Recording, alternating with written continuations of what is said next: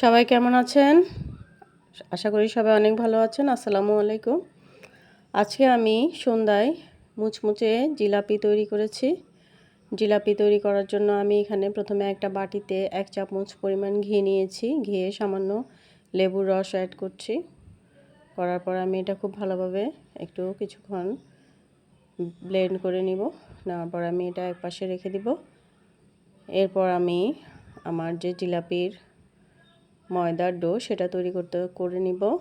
আমি জিলাপির জন্য ময়দা নিয়েছি এখানে চায়ের কাপের 2 কাপ ময়দা। ময়দাটাতে আমি সামান্য লবণ দিয়ে তারপর এখানে আমি 2 কাপ পরিমাণ পানি দিয়ে এটা একটা নরম সফট ডো তৈরি করে নিব। এরপর আমি এখানে সামান্য ফুড কালার অ্যাড করে নিব। ফুড কালারটা অ্যাড করার কারণে জিলাপিটা একটু লালচে টাইপের হয়, দেখতে সুন্দর লাগে। আর আমি এখানে যে ঘিটা ইউজ করব, ঘিটা ইউজ করার কারণে জিলাপিটা মুচমুচে হবে এবং খেতেও খুব ভালো লাগবে। আমি এখানে পানিটা একসাথে না দিয়ে অল্প অল্প পরিমাণে দিয়ে আমার জিলাপির এই ডোটা তৈরি করে নিব।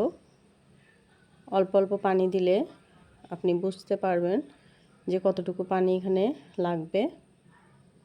এই ডোটা কিন্তু কিছুক্ষণ ভালো করে ব্লেন্ড করতে হবে। ব্লেন্ড করার কারণে জিলাপিটা ভালো হবে। এটা একদম পাতলা করাও যাবে না, আবার খুব ভারীও রাখা যাবে না। মাঝারি আকারের একটা ডো তৈরি করে নিতে হবে।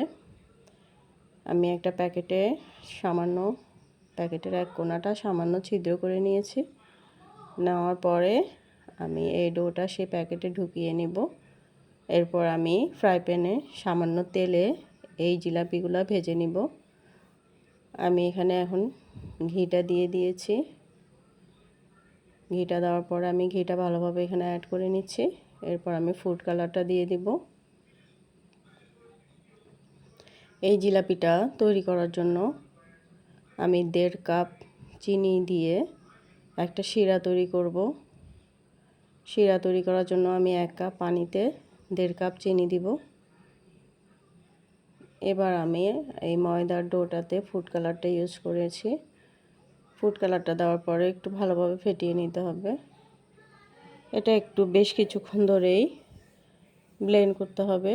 আমি এখানে 1 চিমটি পরিমাণ বেকিং সোডা দিয়েছি।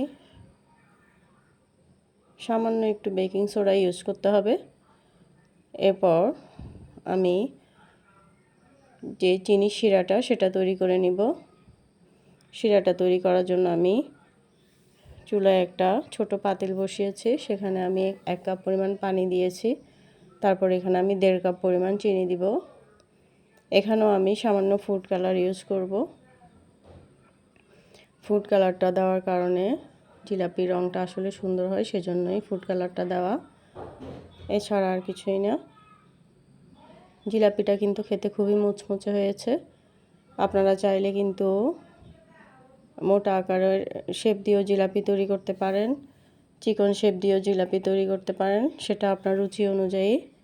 আজকে আমি পাতলা চিকন জিলাপি তৈরি করেছি। এটা প্যাকেটের যে আমি ছিদ্র করে নিয়েছি সেটা একটু চিকন করে ছিদ্র করেছি। এভাবে আমি চিকন চিকন শেপ দিয়ে জিলাপিটা তৈরি করেছি।